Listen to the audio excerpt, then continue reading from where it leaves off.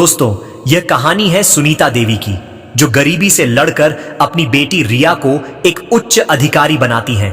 एक दिन बाजार में उनकी छोटी सी टोकरी पर इंस्पेक्टर आलोक सिन्हा का अहंकार कहर बनकर टूटता है। वह बूढ़ी मां को पीटता है, उनके फल बिखेर देता है और सबके सामने अपमानित करता है। सुबह का समय था। हमेशा की तरह सुनीता देवी एक बड़ी टोकरी में फल भरकर विजयपुर के बाजार में सड़क किनारे बेचने बैठी थीं। मन ही मन वह सोच रही थीं, आज फल जल्दी बिक जाएं तो बेटी के लिए एक अच्छी सी ड्रेस ले लूं। सुनीता देवी की एक ही बेटी थी, रिया कुमारी। मेहनत और संघर्ष से पढ़ाई पूरी कर अब वह एक उच्च अधिकारी बन चुकी थी। अभी कुछ ही दिन पहले उसकी नियुक्ति हुई थी।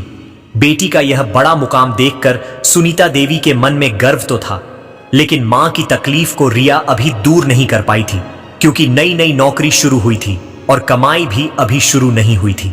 रिया अपने काम में व्यस्त थी, लेकिन उसे क्या पता था कि आज उसकी मां के साथ ऐसा हादसा होने वाला है जिसे सुनकर उसकी रूह कांप जाएगी। इधर बाजार में सुनीता देवी फल बेच रही थीं कि अचानक पुलिस की एक गाड़ी आकर सामने रुकी। उसमें से इंस्पेक्टर आलोक सिन्हा उतरा। उतरते ही उसने गुस्से में आकर टोकरी पर जोरदार लात मार दी। टोकरी पलट गई और सारे फल सड़क पर बिखर गए। आलोक सिन्हा गरज कर बोला, सड़क तेरे बाप की है क्या? बीच रास्ते में बैठकर फल बेचती है, दिखता नहीं सड़क जाम हो जाएगा। इतना कहकर उसने अचानक सुनीता देवी को एक जोरदार थप्पड़ मार दिया। थप्पड़ इतना तेज था कि वह गिरते गिरते संभली। रोते हुए हाथ जोड़कर बोली, माफ कर दीजिए साहब, गलती हो गई, आगे से यहां नहीं बैठूंगी, अब यहां टोकरी नहीं लगाऊंगी। बाजार के लोग तमाशा देखने जुट गए, मगर किसी की हिम्मत नहीं हुई कि इंस्पेक्टर को कुछ कह सके या बेचारी बूढ़ी औरत की मदद कर सके।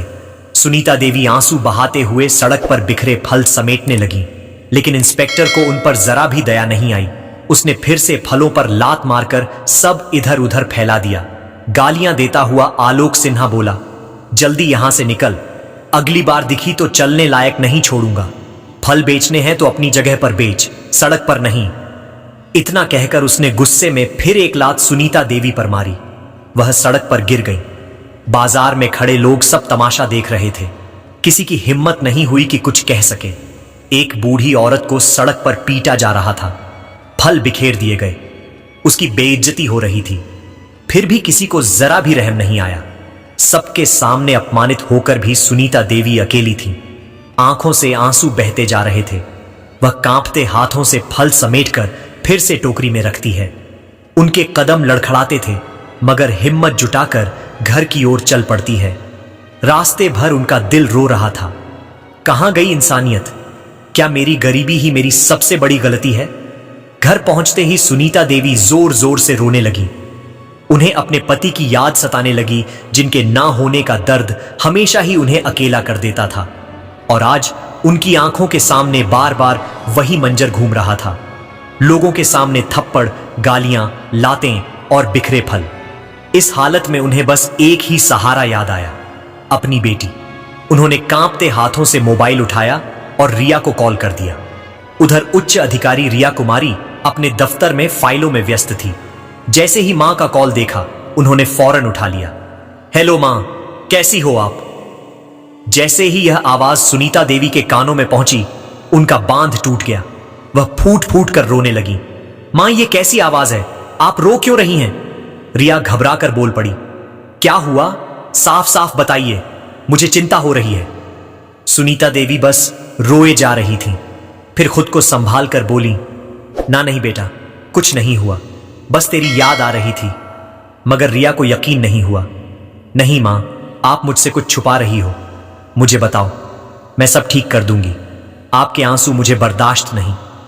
इतना सुनकर सुनीता देवी हिम्मत जुटाती हैं। धीरे धीरे वह पूरी घटना बता देती है। किस तरह इंस्पेक्टर आलोक सिन्हा ने टोकरी पर लात मारी, फल गिरा दिए, थप्पड़ और लात मारी, लोगों के सामने गालियां दी और सड़क पर अपमानित किया। रिया यह सुनकर सन्न रह गई। कुछ पल के लिए जैसे उनकी सांस रुक गई, फिर उनका खून खौलने लगा। आंखों से आंसू बह निकले, मगर अब वे आंसू सिर्फ दर्द के नहीं बल्कि गुस्से के थे।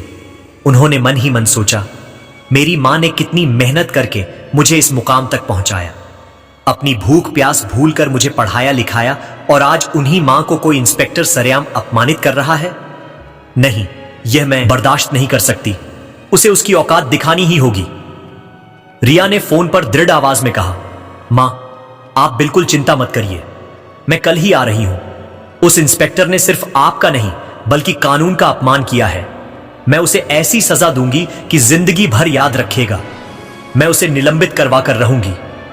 सुनीता देवी ने आंसुओं के बीच बस इतना कहा, बेटा मुझे तेरी चिंता है, तू कोई गलती मत कर बैठना। मगर रिया का इरादा अब चट्टान की तरह मजबूत हो चुका था।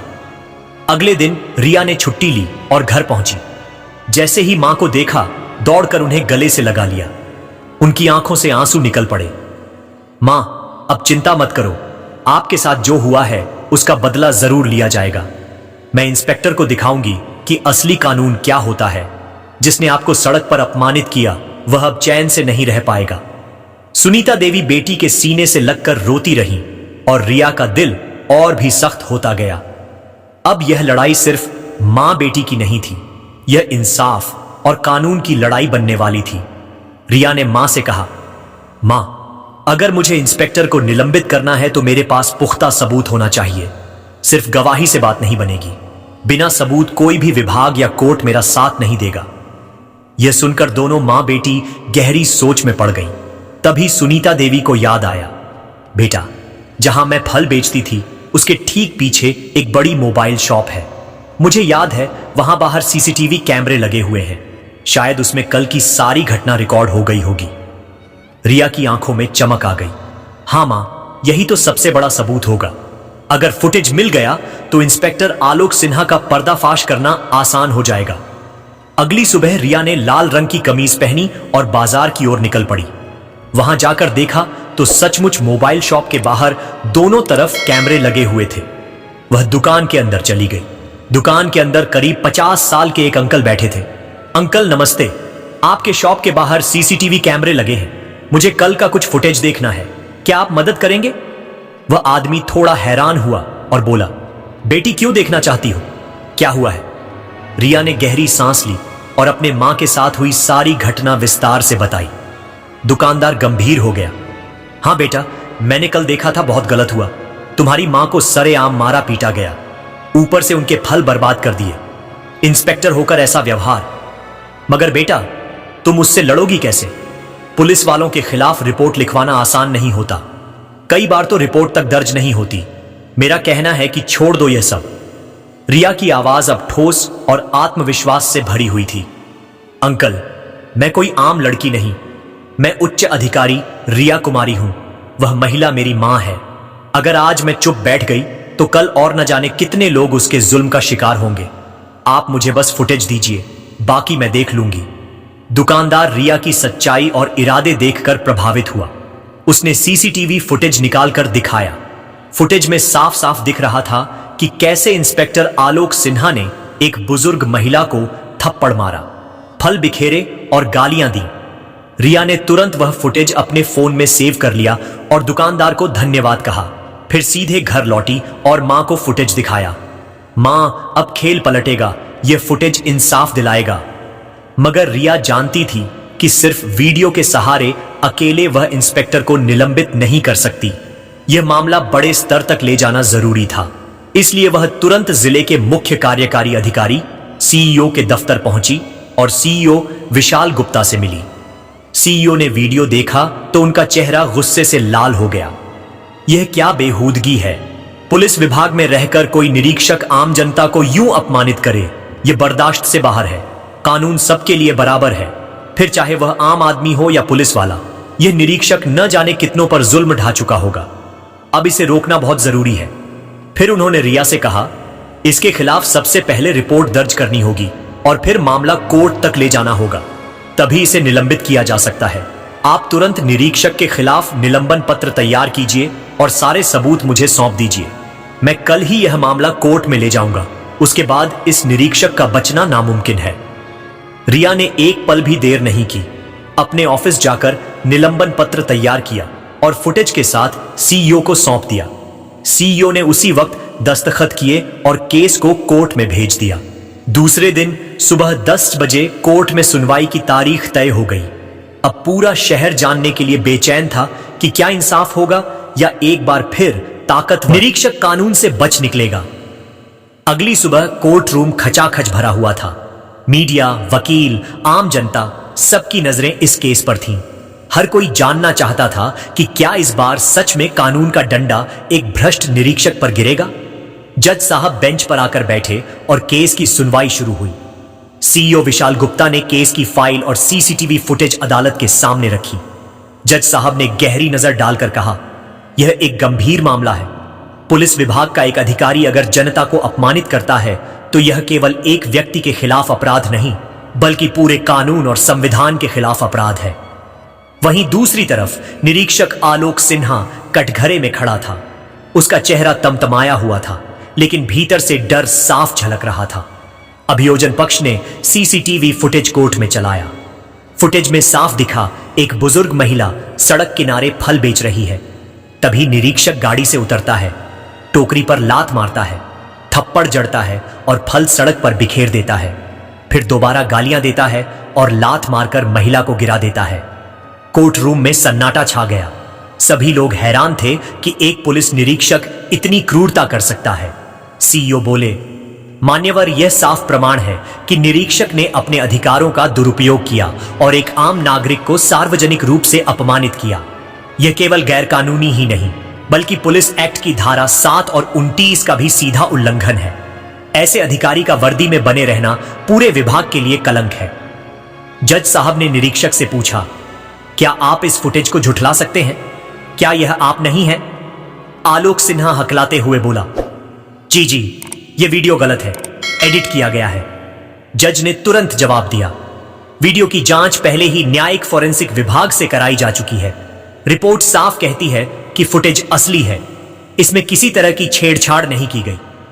अब आलोक सिन्हा के पास कहने को कुछ नहीं बचा। उसकी आंखों से पसीना टपकने लगा।